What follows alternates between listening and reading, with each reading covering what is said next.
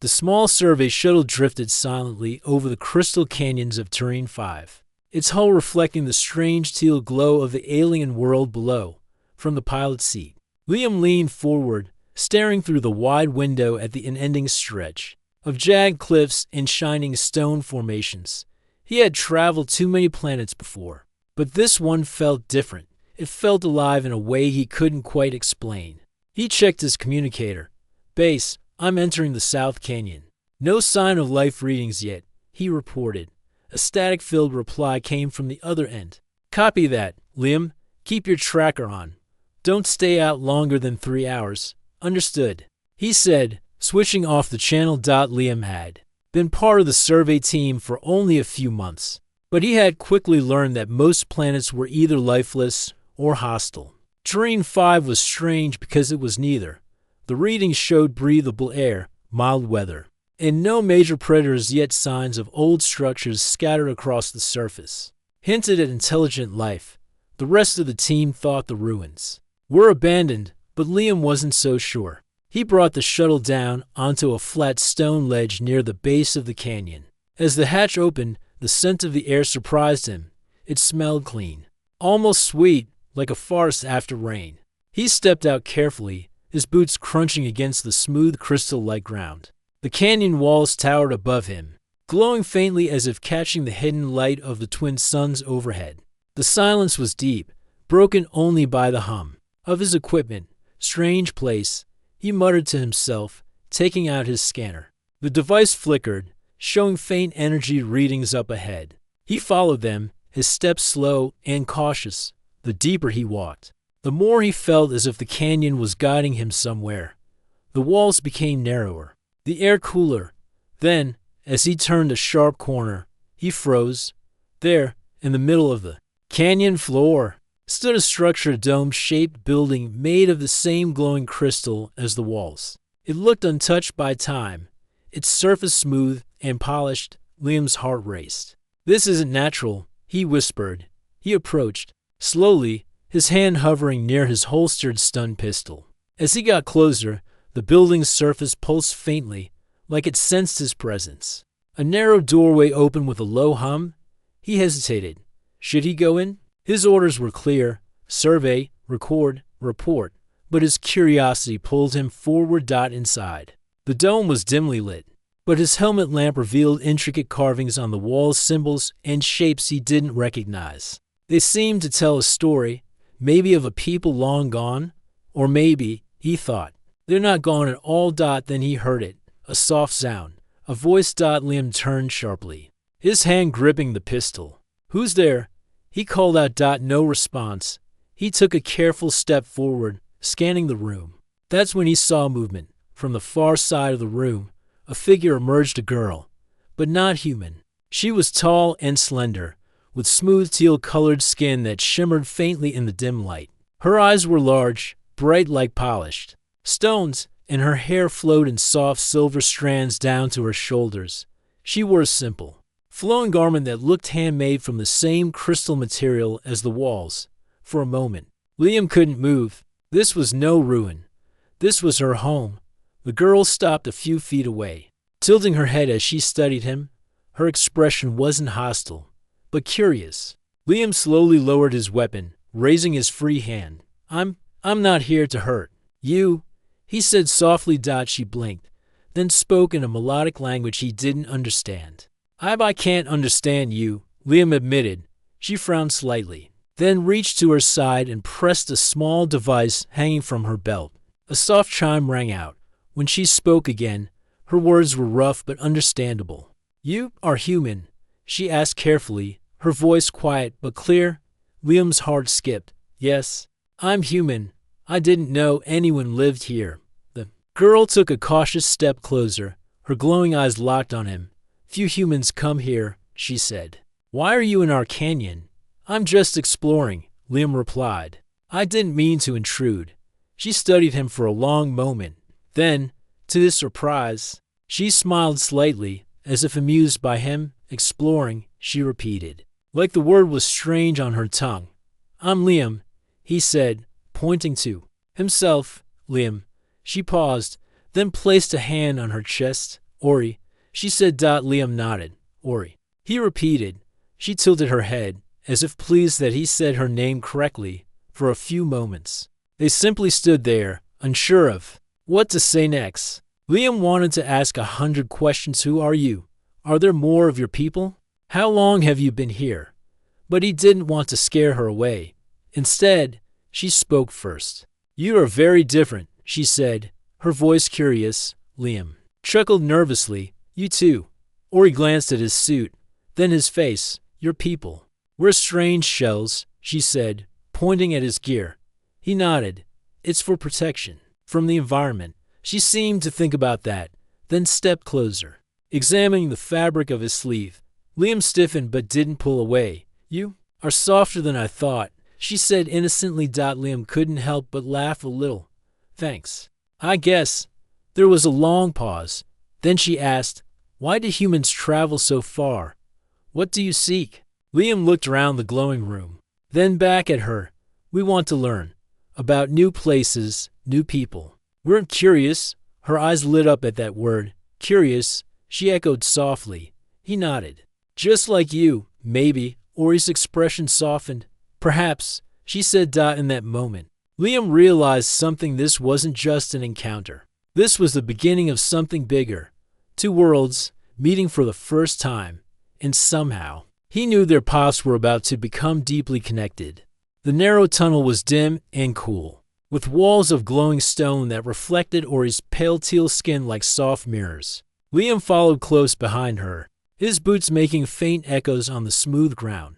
His mind raced as he tried to process what she had just said. Scavengers. He had never seen them, but every explorer knew the word. Scavengers were raiders, nomads who drifted between worlds, stealing whatever they could from colonies or outposts. They avoided strong settlements but preyed on the weak. Ori moved with surprising speed for her calm appearance. Her silver hair swayed as she led him through turns and bends like she had traveled this path many times before. Did they come often? Liam whispered. She shook her head. Not often, but when they come, they take what they want. We hide until they leave. And if they find you? Liam asked. Her voice grew quiet. Then we fight, or we lose everything. Liam tightened his grip on his small stun pistol. It wasn't much, but it was better than nothing. The tunnel opened into another chamber, a smaller one, shaped like a dome. Crystals on the ceiling glowed brighter here, bathing the room in a soft teal light. Ori stopped near a low stone platform and turned to face him. We must wait here, she said. They will search the upper chambers first. Liam nodded, though his heart was still pounding. How many are there usually? Sometimes 3, she said. Sometimes 10. 10, Liam muttered. Great. Ori crouched down, resting her hands on her knees as if she had done this many times. But her face was unreadable calm, focused. Liam sat across from her, trying to distract himself from the fear building in his chest. He didn't want to sit in silence, so he asked, what do they want from you? Why do they come here? Ori's gaze drifted to the glowing walls. Crystals. Our stones are rare. They use them to trade. Sometimes they want food. Sometimes they take people. Liam froze. People? Her eyes met his. Yes, but not often. They fear my people. Still, if they find one alone, they take them. The thought made Liam's stomach turn. For a long moment, neither of them spoke. Then, to his surprise, Ori said, you seem frightened. Liam blinked. Of course I am. Shouldn't I be? She tilted her head. Fear is natural. But you are still here.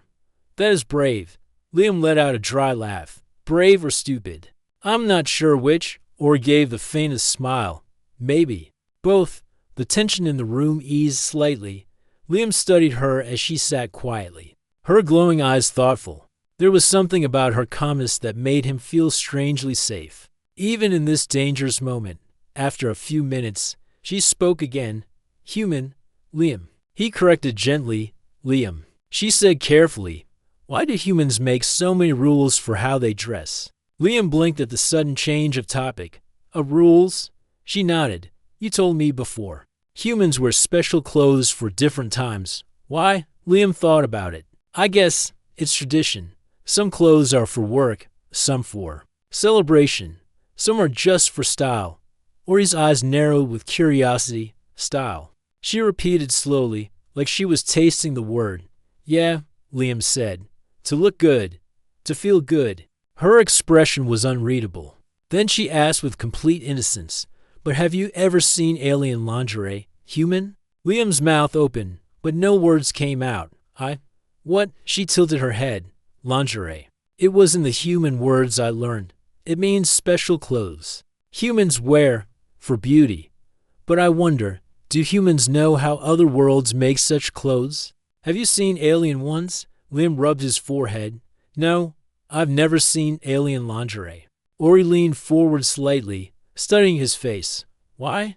Do you look uncomfortable? Because, he said carefully, it's personal. In my culture, those kinds of clothes are private. Not for everyone to talk about. Ori frowned in confusion. Private? Why? It is only cloth. Is it like armor? Liam chuckled nervously. No, not like armor. It's complicated. Humans wear it for, well, personal reasons. It's not something we usually discuss with strangers. Ori sat back, clearly processing this. Strange, she said finally, you humans cover what you call private, but then you make special clothes for them. Your ways are very unusual. Yeah, Liam said with a sigh. We're complicated. Ori gave a small nod. Complicated, but interesting. Despite himself, Liam laughed softly. I guess I'll take that as a compliment. Ori tilted her head again. It is, she said simply. The silence returned, but this time it felt different, less tense. Liam realized that, despite the danger outside, he was having one of the strangest and most fascinating conversations of his life. Then, suddenly, a loud metallic sound echoed through the tunnels, a sharp clang that made both of them freeze. They are close, Ori whispered. Liam stood quickly, gripping his pistol. What do we do? Ori stood as well, her movements graceful yet deliberate. We stay hidden. They search fast. If they do not find anything, they leave. And if they do find us? Liam asked. Her eyes hardened. Then we fight. Liam swallowed hard. He wasn't sure how much fighting they could do with only a small stun pistol and her strange crystal tools, but he nodded anyway. The metallic sounds grew louder. Liam could hear faint voices, harsh and guttural, speaking a language he didn't understand. His pulse quickened as he imagined shadowy figures moving through the tunnels, searching, hunting. Ori crouched low, motioning for him to do the same. He followed her lead, crouching behind a crystal outcrop that glowed faintly. The voices came closer. Liam held his breath, gripping his pistol tightly. His mind screamed at him to stay calm. Suddenly, the sound stopped. Ori raised a finger to her lips, signaling for silence. For a moment, the world was completely still. Then footsteps. Heavy, deliberate, right outside the chamber. Liam's heart pounded so loudly he swore they would hear it. A shadow moved across the wall near the entrance. Ori's eyes narrowed. Her hand reached for a small blade hanging from her belt, the crystal edge glinting faintly in the light. Liam realized something in that moment. This quiet, curious girl who asked innocent questions about human culture wasn't helpless. She was ready to fight for her home, and so was he. Liam could not stop thinking about her name. Ori. It rolled off his tongue with ease. But it felt like more than a name. It felt like the beginning of understanding something new. He followed her carefully as she gestured for him to walk with her deeper inside the glowing crystal structure. The dome was bigger than he thought. Long corridors stretched out like tunnels, connecting different chambers filled with carved walls and smooth platforms that looked like furniture. He kept glancing around, scanning every corner, but Ori walked without fear. You live here alone? He asked as they stepped into a larger hall. She looked back at him with her glowing eyes. No, she said simply. My people live near the deep caverns. I stay here. It is my place of study. Study? Liam asked. She nodded and tapped one of the carvings on the wall. We keep records. Stories. Lessons. I learn from them. Liam stepped closer to the wall. The carvings were beautiful spiraling symbols, etched with care. They looked alive when the light from the crystals touched them. What do they say? Ori tilted her head. It would take long to tell, she said, then paused. But they are about who we are, where we came from. Liam wished he could read them. He wondered how long her people had been here, hidden in these canyons, untouched by outsiders. Ori walked over to a stone bench and sat down gracefully. She motioned for Liam to sit as well. He hesitated before lowering himself onto the cold surface. You are the first human I speak to, Ori said after a long pause. Liam blinked. Really? She nodded. I saw humans before, from far away. They walk on our ground. They take pieces of stone. They leave. But none talk. You're different. Liam leaned forward. I didn't know anyone was here. If we had known, maybe we would have tried to talk. Her gaze softened. Maybe, she said quietly. There was a short silence. Liam struggled to find the right words. Finally, he asked, So, what do you think of humans? Ori thought for a moment. Strange. She said simply. Liam laughed lightly. Fair enough. But, she added, interesting. You travel to other skies. You make things we do not make. Her eyes wandered to the communicator on his wrist. She touched her own small device hanging by her side. This helps me speak to you. But it is old. Humans build faster machines. I want to understand how. Liam smiled. We like to explore. And to build. Her eyes lit up with curiosity. Why? The question caught him off guard. He thought for a moment. Because we want to know what's out there. We don't like staying in one place. We want to learn. To see new things. Ori tilted her head. We are different. My people stay. We do not leave our world. We do not need to. Liam thought about that. For him, traveling to new places felt natural. But for her, staying rooted in one place seemed just as natural. Maybe we can learn from each other, he said. She looked at him carefully. Perhaps. She said again. Her gaze drifted to the suit, to the patches stitched onto his shoulder. Tell me, she said suddenly, what is this thing humans call fashion? Liam blinked. Fashion. She nodded. I read about it, clothes, styles. But why? You wear things not for protection, but for. Look, Liam laughed nervously. Well, I guess humans like to express themselves. Clothes show personality, who we are. Ori's brow furrowed slightly as if she was trying to understand. So you wear these shells to tell others about you? Sort of, he said. It's complicated. She tilted her head again, still puzzled. Then she gave him a playful look that made him shift uncomfortably. And do humans wear strange clothes? Liam coughed awkwardly. What do you mean by strange, special clothes? She said. Carefully, clothes for ceremonies or for showing beauty. Liam shrugged. Yes, sometimes. We have clothes for different occasions. Ori's eyes narrowed slightly in thought. Then she asked the question that made Liam freeze. But have you ever seen alien lingerie? Human? Liam's face turned red. A what? She repeated the words with innocent curiosity, her tone calm. Alien lingerie. I read the word in your language files. It means special cloth for humans. But how does it look? Do humans wear such things all the time? Liam stuttered, trying to find the right way to explain. No. No. We don't wear that all the time. It's for private use, not for every day. Ori looked at him blankly, still confused. Private? Why private? Liam ran a hand over his face. It's just how humans are. Some clothes are not for everyone to see, she seemed to think about this deeply, as if it was some great puzzle. Then she nodded slowly. Strange. But interesting, she said softly. Liam couldn't help but laugh nervously. Yeah, humans are strange. Ori leaned back, still studying him. You answer honestly. That is good. I'm trying, Liam said. There was a quiet moment between them. Not awkward this time, but peaceful. Liam realized how odd this situation was, talking about human culture with an alien girl in a crystal canyon on a distant world. But it felt natural somehow. Ori broke the silence. Do all humans talk like you? Liam chuckled. Some do, others talk too much. She tilted her head. You talk enough.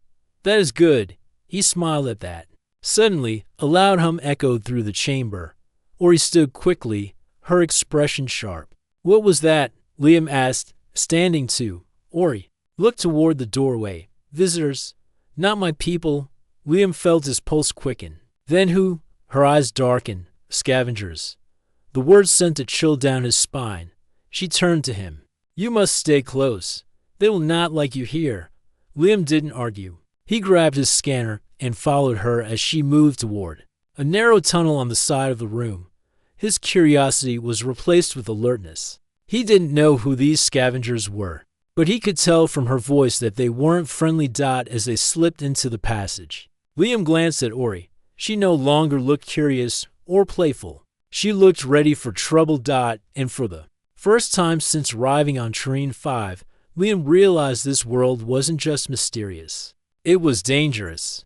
The footsteps outside the chamber grew louder, echoing in the narrow tunnel like drum beats. Liam crouched low, his breath shallow, his heart hammering so hard that he thought it would give them away. Ori, in contrast, stayed perfectly still. Her glowing eyes focused on the entrance. The voices were strange and harsh, like metal grinding against stone. Liam could not understand the words, but the tone made their intentions clear. They were searching. "Hunting scavengers," Ori whispered under her breath, barely audible. Liam's grip tightened on his small stun pistol. He had trained for dangerous situations, but this was different. He wasn't on a ship with a team or behind the safety of a colony wall. He was crouched in an alien cavern with someone he barely knew, facing people who would likely not hesitate to take what they wanted. Ori leaned close and whispered, "Stay low. If they enter, wait for my sign." Liam nodded quickly, though his mind was racing. "Sign? What sign?" The shadow at the doorway grew sharper. One of the scavengers had stopped at the chamber's entrance. Liam could now hear their breathing heavy and rasping like a creature dragging air through broken pipes. The scavenger stepped inside. Liam caught a glimpse of it as it moved past the glowing crystal wall. The figure was tall and broad, wearing dark armor patched together from different metals. Its helmet was scratched and dented, with a single red visor in the center. It carried a long rifle, its barrel glowing faintly with energy. The scavenger paused, scanning the room. Liam froze, barely breathing. Ori didn't move either. Her hand hovered near the crystal blade at her belt. The scavenger turned its head slowly, as if sensing something, then began to walk deeper into the chamber. Liam could feel sweat rolling down his temple. "If it finds us," then Ori made her move. In one swift motion, she pressed her palm against the wall. The crystal glowed brightly, releasing a sharp humming sound that startled Liam. Before the scavenger could react, a bright pulse of energy shot from the wall, striking its rifle and knocking it from its hands. The scavenger roared in surprise, turning toward the light source. "Now!" Ori shouted. Liam leapt up from his hiding spot, aiming his stun pistol and firing. The blue bolt of energy struck the scavenger in the chest, making it stumble backward with a grunt. But it didn't fall. Ori was already in motion, dashing forward with speed that shocked Liam. Her crystal blade flashed as she swung it, striking the scavenger's arm and forcing it to drop the small device it was reaching for. The scavenger snarled and swung its fist, but Ori ducked low, moving like water. "Run or fight," she said sharply to Liam. Liam swallowed hard. He wasn't going to leave her. "I'll fight," he said through gritted teeth. The scavenger lunged at them, but Liam fired again, this time hitting its leg. The energy bolt slowed it down, giving Ori enough time to strike its helmet with the hilt of her blade. The scavenger stumbled backward, crashing into the wall. There was a moment of silence. Then a sharp sound echoed through the tunnel's alarm. "They know we are here," Ori said. Her voice tensed. Liam felt dread sink into his chest. "How many more are coming?" "Too many," she said. "We must move." She grabbed his arm and pulled him toward the side tunnel. Liam didn't resist as they ran. He could hear the shouts of more scavengers entering the upper chambers. "Where are we going?" he asked, his voice shaking. "To the deep caverns," Ori said. "My people will help us." They sprinted through the twisting tunnels, the glow of the crystals blurring past them. Liam could hear the scavengers behind them, their heavy boots pounding the ground. their harsh voices echoing closer and closer. "How far is it?" he asked, struggling to keep up. "Not far," she replied. "Stay close." The tunnel opened into a larger passage. Liam could see faint lights ahead, lanterns hanging from carved posts. The air smelled different here, warmer and filled with a faint earthy scent. "This is the way to my people," Ori said, before Liam could respond. A blast of energy struck the wall beside him, sending shards of crystal flying. "They are shooting at us," he shouted. "Keep moving," Ori ordered. They sprinted down the passage. Liam ducked as another blast zipped past his head, hitting the ground with a sizzling crack. He could hear the scavengers shouting behind them, their heavy boots growing louder. Finally, they burst into a wide cavern lit by dozens of glowing crystals. It was beautiful, like a hidden underground city. Liam's eyes widened as he saw tall stone structures carved into the walls, with narrow bridges connecting them. But there was no time to admire the view. A group of tall, slender figures emerged from the shadows. Zori's people. They carried long crystal-tipped spears and wore flowing garments that shimmered in the light. Their eyes glowed like hers, focused and sharp. One of them, older and taller than the rest, stepped forward. "Ori," he said in their language. "They are here," Ori replied quickly. Switching back to Liam's tongue, "Scavengers, in the upper tunnels." The older alien's expression hardened. He raised his spear and shouted an order. More of Ori's people appeared, taking defensive positions near the cavern entrance. Ori turned to Liam. "Stay behind them. They will protect you." Liam shook his head. "I can fight." Ori gave him a brief, surprised look, then nodded. "Then stay close to me." The sound of heavy boots filled the air. The scavengers were coming. Liam's hands trembled as he tightened his grip on his pistol. He glanced at Ori. She stood tall and unafraid, her blade glowing faintly in the crystal light. The first scavenger appeared at the tunnel entrance. Its rifle raised now, Ori said quietly, her voice calm. "But strong. We fight." The battle was over, but the tension in the air lingered. Liam could still hear faint echoes of the scavengers' retreating boots in the tunnels above, a reminder that the danger hadn't truly passed. He sat quietly on a stone ledge, his pulse finally slowing. His hands still trembled faintly from the fight. Though he tried to steady them, round him, Ori's people worked with silent efficiency. Some were tending to the wounded, applying glowing salves from crystal containers to their injuries. Others guarded the entrances, standing like sentinels with their spears planted firmly in the ground. Their movements were graceful, almost ritualistic, as if even in war there was a certain rhythm to how they lived. Ori returned to him after speaking with the tall alien who had led the warriors. Her face was calm, though there was a subtle sharpness in her eyes. "They are gone for now," she said. "For now," Liam echoed, looking around at the alien city hidden deep within the glowing cavern. "You live like this all the time, waiting for them to come back," Ori nodded. "We live far from the surface, but scavengers still find us. We protect our home, but they are many. They do not build, they only take." Liam frowned. "And no one helps you? No other colonies, no other worlds?" She shook her head. "We do not call for help. We do not leave our home. That is our way." Her words weighed heavily on him. Liam couldn't imagine living like that, trapped between survival and tradition. Before he could respond, the tall alien leader approached. He was older than Ori, his hair a deep metallic silver and his face marked with faint glowing lines that seemed like ceremonial tattoos. He carried himself with quiet authority. Ori stood as he stopped in front of them. They spoke briefly in their language, their tones formal and precise. Finally, Ori turned to Liam. "This is Ciro, a council leader of my people," she said. "He wishes to speak with you." Liam quickly stood. All right," he said. Unsure how to greet him, Cyril studied him for a long moment before speaking, his voice deep and steady. "You are human," he said in broken words, clearly using the same translation device Ori had used earlier. "You fight scavengers. You protect my people." "I did what I could," Liam replied humbly. Cyril nodded slowly, as if weighing the sincerity of his words. "You are welcome here, but only for a time. Liam gave a small nod of gratitude. Thank you. Ciro said something more to Ori in their own tongue. Before turning and walking away to join the other warriors, Ori looked back at Liam. He says you may stay until it is safe for you to leave, but you must follow our rules. Liam managed a half smile. I can live with that. Ori motioned for him to follow, and together they walked deeper into the cavern city.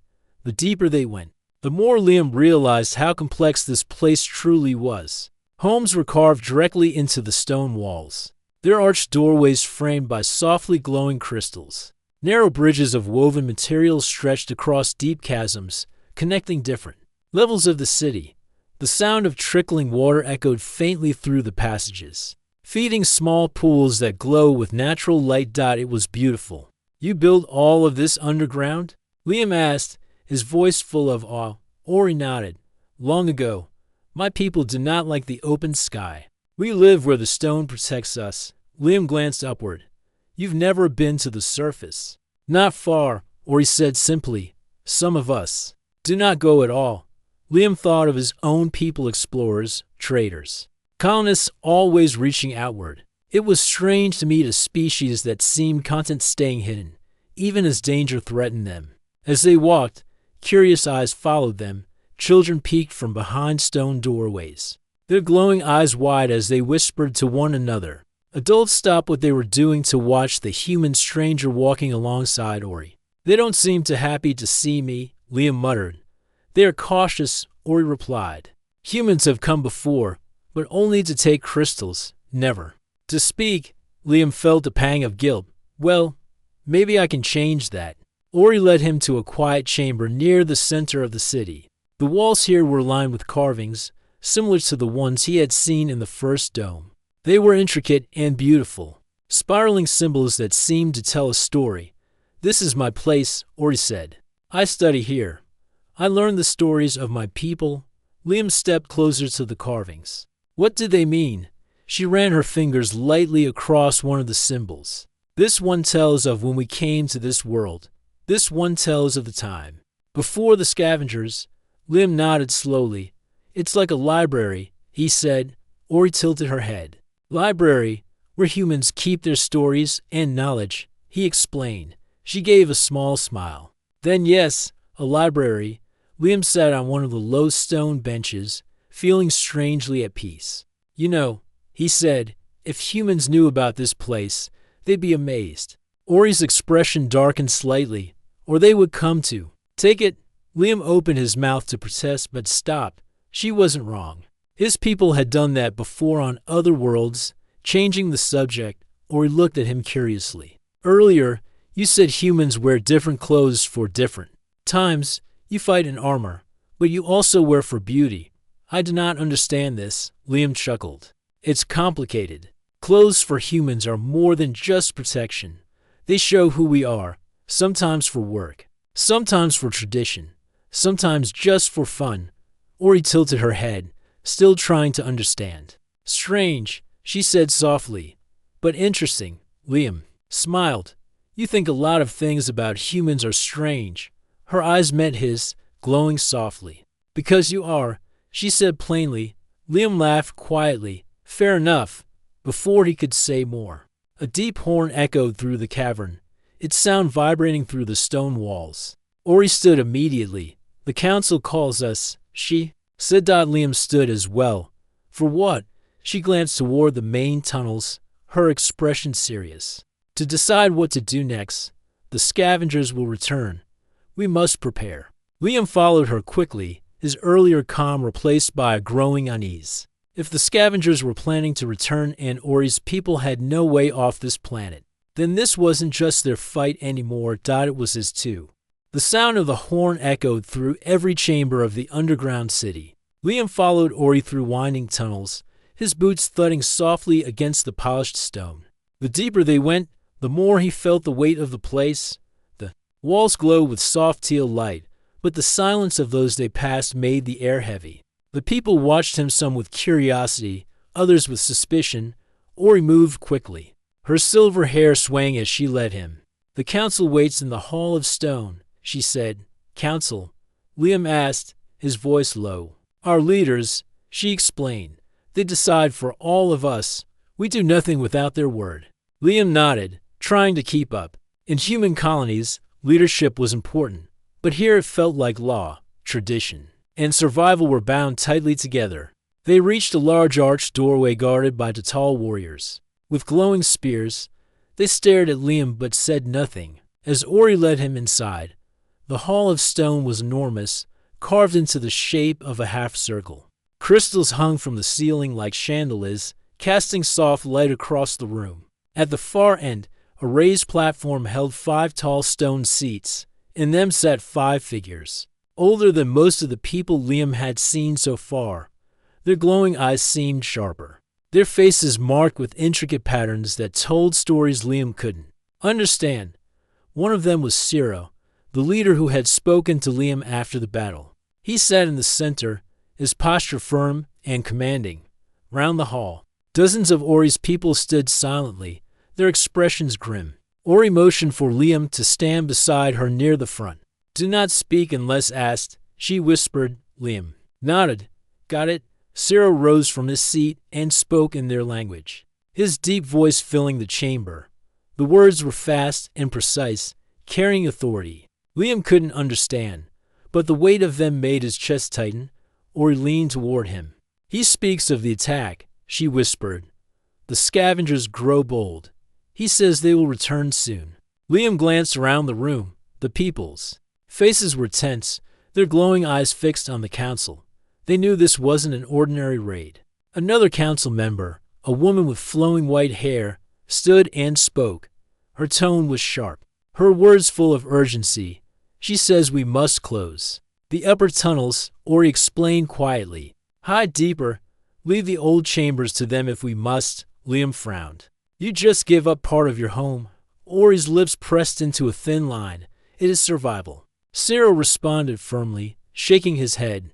His voice grew louder, and the others listened. "He says if we hide, they will take more," Ori translated. "He wants to fight." The room erupted into quiet murmurs. Some of the people nodded in agreement, others shook their heads. Liam whispered, "What do you think?" Ori looked at him, her glowing eyes unreadable. "I think if we hide, they will come again. They never stop." Ciro raised his hand, silencing the murmurs. Then his gaze turned toward Liam. "You," he said, his voice broken but understandable.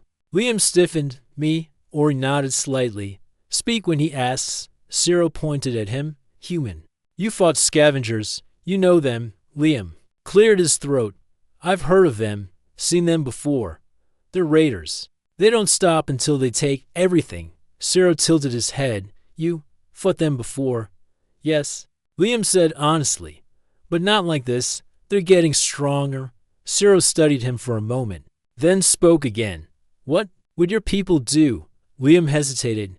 He wasn't a soldier or a leader, but he knew enough about survival to answer. "Prepare," he said simply. "Set traps, fortify, make it too hard for them to win." The council exchanged quiet words in their own tongue. Finally, Ciro nodded. "Then you help. You fight with us." Liam blinked. "Me?" Ori's expression softened slightly. "You are the only human here. You know their ways. You can help us prepare." Liam wanted to argue that he was just an explorer, that his job wasn't to lead defenses.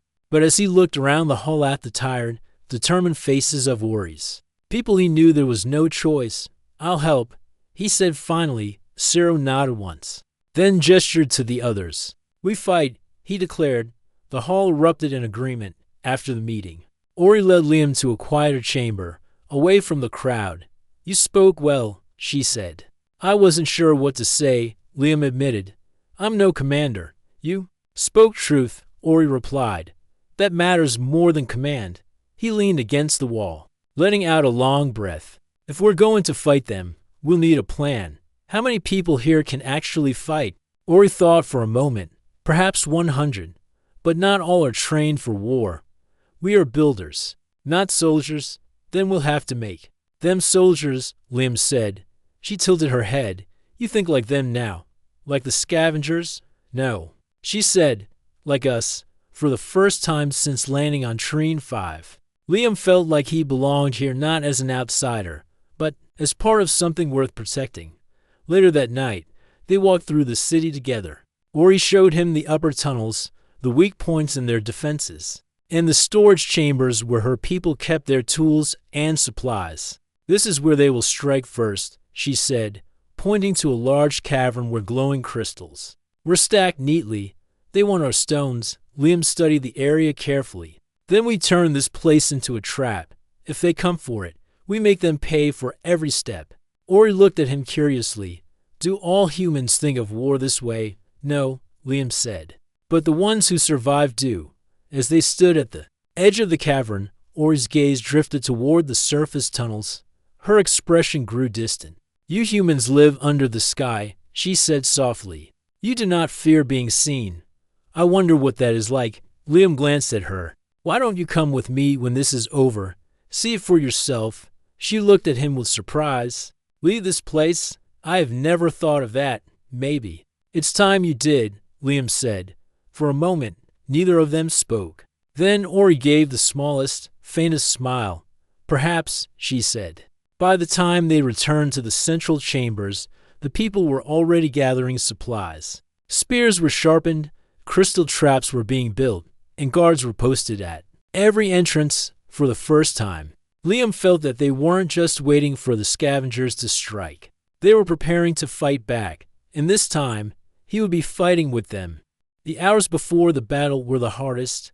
The cavern city was alive with movement. Warriors trained with their crystal spears, striking the air in perfect rhythm. Builders reinforced the walls with heavy stone slabs and glowing crystal barriers. Young ones carried supplies to deeper tunnels, their faces pale with fear but determined to help. Liam stood near the main entrance, his pistol holstered and a scavenged rifle slung across his shoulder. He had spent the last hours working with Ori and Ciro, turning the outer tunnels into a maze of traps. They had rigged crystals to collapse parts of the ceiling, set hidden charges near choke points, and placed sharpened stakes in narrow passages. If the scavengers wanted the crystals, they would have to fight for every step. "Are you ready?" Ori asked as she approached, her crystal blade glowing faintly in the teal light. "As ready as I'll ever be," Liam said, though his stomach tightened at the thought of what was coming. "You?" Ori gave a calm nod. "This is our home. We will not let them take it." Ciro joined them, his spear resting against his shoulder.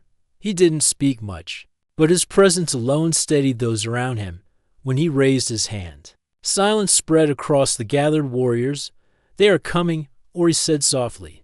Liam listened and then he heard it too. The sound of boots. Heavy, metallic boots. The scavengers arrived like a storm.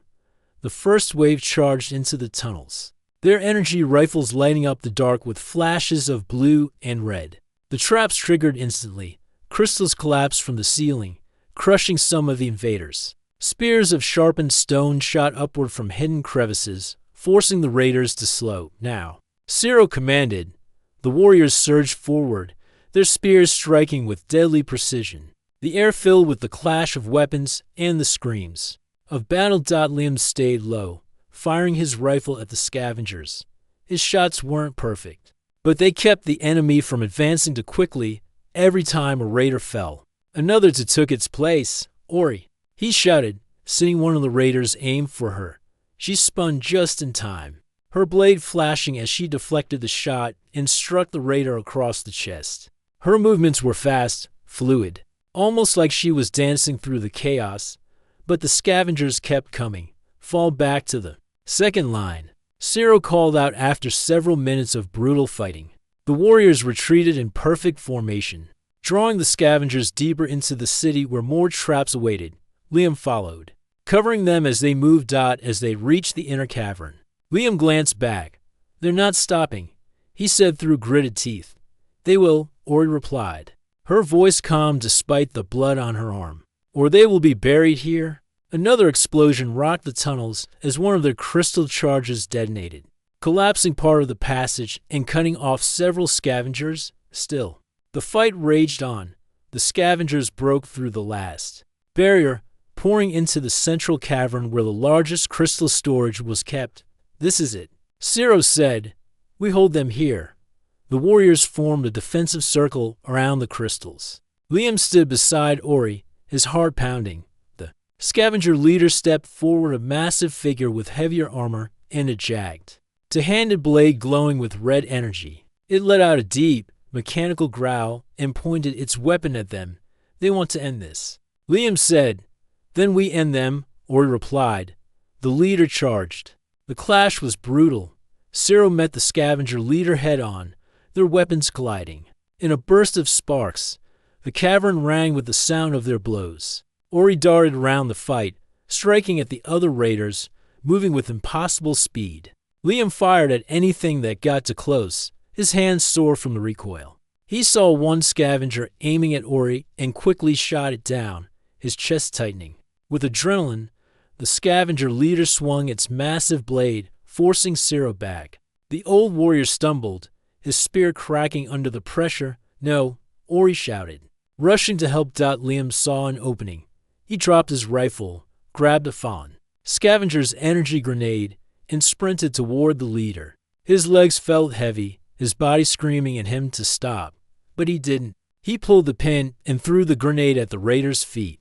The explosion sent a shockwave through the cavern, knocking the scavenger leader off balance. "Ori, Liam," shouted. She didn't hesitate. She leapt forward, driving her crystal blade deep into the leader's chest. The scavenger roared, its body convulsing before it finally fell, crashing to the ground with a metallic thud. The remaining scavengers froze, stunned by the fall of their leader. "Drive them out," Cyril roared, with a renewed surge of energy. Ori's people charged, forcing the remaining scavengers to retreat. Moments later, the sound of boots faded. It was over. Silence filled the cavern. Liam sank to the ground, his chest heaving as he tried to catch his breath. His ears rang from the explosions, and his arms ached from the fight. But they had done it. They had won. Ori approached him, her blade now dim. "You are hurt," she said, kneeling beside him. Liam shook his head. "Just tired." She studied him for a moment, then gave a small, tired smile. "You fought well, human. You weren't bad yourself," he said, forcing a laugh. Cyril walked over, his face serious but his eyes softer than before. "You saved many today," he said. Slowly, "You are one of us now." Liam didn't know what to say. He wasn't one of them. He was human, an explorer, a stranger who had fallen into their war. And yet, hearing those words filled him with something he hadn't felt in a long time: belonging. Later, as the city gathered to mourn their fallen and tend to their wounded, Ori stood beside Liam near the glowing crystal pools. "What now?" Liam asked quietly. "We rebuild," she said. "We always rebuild." He nodded. "And the scavengers? They will come again," Ori said. "But next time, we will be ready." Liam looked at her. "Then I guess I should stay for a while." She turned to him, her glowing eyes meeting his. "Perhaps the sky is not the only place worth exploring," she said softly. For the first time since coming to Trine 5, Liam didn't think about leaving. This wasn't just their fight anymore. It was his to the end.